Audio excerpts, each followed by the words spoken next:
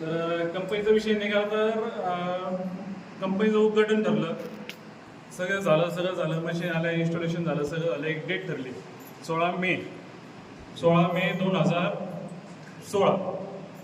तर डेट ठरली, सगळं तयारी झाली.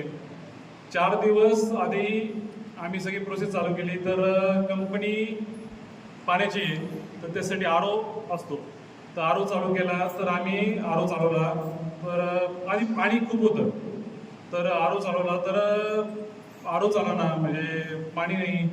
तर 4 दिवस आधी 2 तास आरो चालला, नंतर 1 तास चालला, नंतर 2 दिवस तर आधी पाणीच नाही. आता उद्घाटन ठरलं, महाराज आले त्या दिवशी तर पाणीच नाही. महाराज म्हणले गाडी धुवायला लावा. त्यांचे जे चालक होते त्यांना म्हणले गाडी धुवून घ्या वगैरे, असं झालं.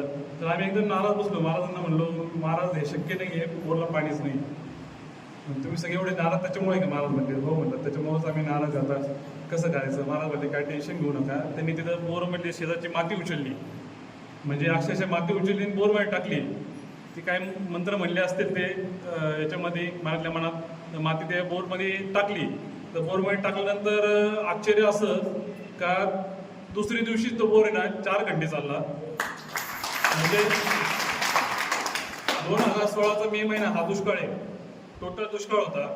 तर 4थ्या दिवशी तो कमीत कमी सांगतोय की माझा पूर्ण बोर होता. मे महिन्यातली 16 तारीख होती.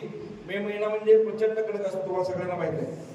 आणि त्या तारखेला बोरमध्ये टिपका पण पाडायचा नव्हता, पण त्या बोरला स्पर्श केला, आशीर्वाद दिल्या त्या बोरमधून चालू पाणी झालं. आजही ते बोर 100% चालतंय. भैया वेळ कमी आहे, आपण टाळ्याच्या गजरात स्वागत करूया. धन्यवाद. गजरामध्ये स्वागत करायचं. धन्यवाद.